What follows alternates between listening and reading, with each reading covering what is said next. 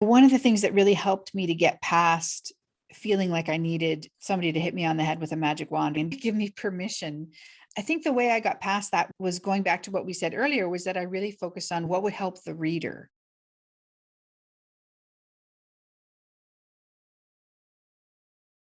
I always emphasize to authors to make a plan. I know so many people are excited. Let's go wide. Let's do it. Let's get the book out there. My sales are low. I want to get more sales right now, or I'm missing these opportunities on these sites. Upload, upload, upload. But taking even just a full day just to map out the plan can save you from those headaches.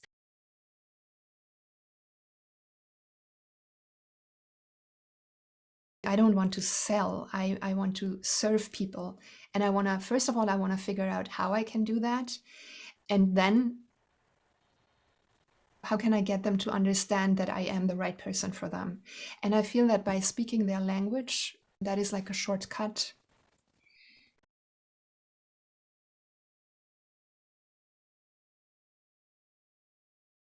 When we meet our readers' expectations, they feel good for a moment because they're like, oh yeah, this is what I expected.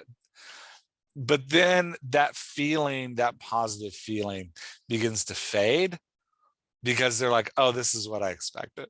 Mhm. It feels good because they're getting what they expected, but it's not interesting.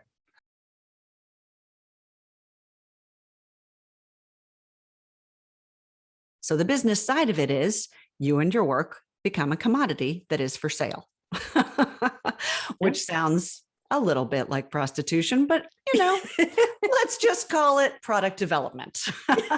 But nobody wants your product unless it's a top-notch product.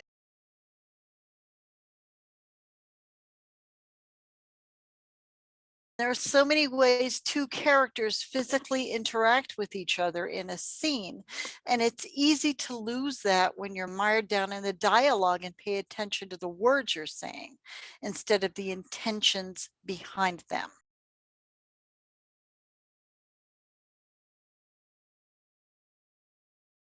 I'm not saying something's going to happen to Publish Drive. I'm just saying that if you were to use them for everything, you're actually not as wide as you think you are. Because if there is an issue with that one, you got one weak spot. And if there's an issue with that, you have nothing, you have no career.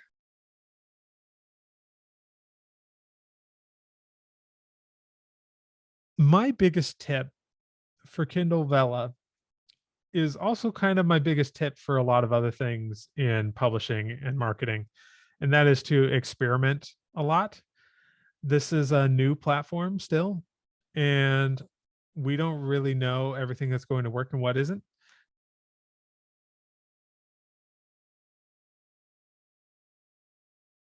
I am an introvert. Like if you get me in a room of people, I have about an hour before I'm like, I need space. But I also love people. So I think part of it is like what makes you feel like you're wearing a medal. As opposed to where your energy comes from, I'd encourage you to think about like, where are you going to feel most successful?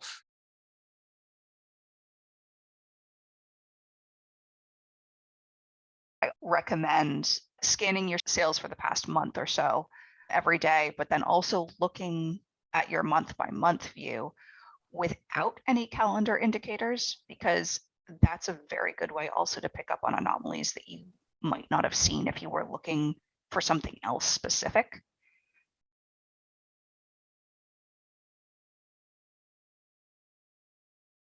It doesn't matter how successful you might be, there's always someone who's more successful. There's always someone who's going to beat you on sales numbers or beat you to that award or whatever else. But there's no reason you shouldn't all just treat each other equally. You're all on the same journey. We might be in different boats, but we're all in the same storm. Just look after each other and be kind to each other.